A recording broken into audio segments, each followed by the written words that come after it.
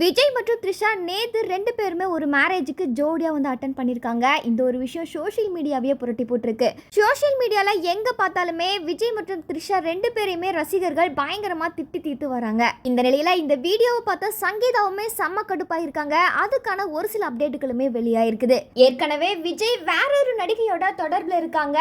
இதனாலதான் எனக்கும் விஜய்க்கு விவாகரத்து வேணும் அப்படின்னு சொல்லி சங்கீதா மனு தாக்கல் பண்ணியிருந்தாங்க. அந்த மனுவுல நடிகையோட பெயரையுமே பாத்தீங்கன்னா சஸ்பென்ஸ் தான் வச்சிருந்தாங்க. குறிப்பா இந்த வழக்கு விசாரணை கூட தனி அறையில தான் விசாரிக்கணும் அப்படின்னு சொல்லியும் அந்த மனுவில் குறிப்பிட்டிருந்தாங்க. இந்த விவாகரத்து பிரச்சனைகளையும் கூட சங்கீதா பிரைவசியா தான் அதை மூவ் பண்ணிட்டு வந்தாங்க.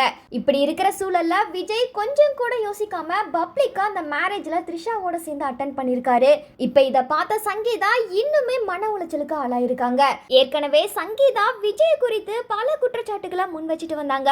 அதுலயும் குறிப்பா என்ன பொருளாதார ரீதியா ரொம்பவுமே கட்டுப்படுத்தி வச்சிருந்தாங்க அப்படின்னு தெரிவிச்சிருந்தாங்க.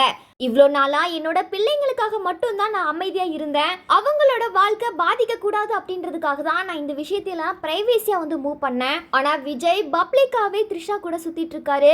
இதுக்கப்புறம் நான் பொறுமையா இருக்க மாட்டேன், கண்டிப்பா பதிலடி கொடுத்து ஆவேன் அப்படின்னு சொல்லி சங்கீதா தரப்புல இருந்து தெரிவிச்சிருக்காங்க. அது மட்டும் இல்லாம விஜயோட சம்பளத்துக்கு ஏற்றவாறு ஜீவனாம்சமும் கேட்டிருக்காங்க. இவ்வளோ நாளா சங்கீதாவை எல்லாருமே தவறா பேசிட்டு வந்தாங்க. ஆனா விஜய் நேத்து செஞ்ச இந்த ஒரு காரியத்தினால இப்ப எல்லாருமே சங்கீதாவுக்கு ஃபேவரா பேச ஆரம்பிச்சிட்டாங்க.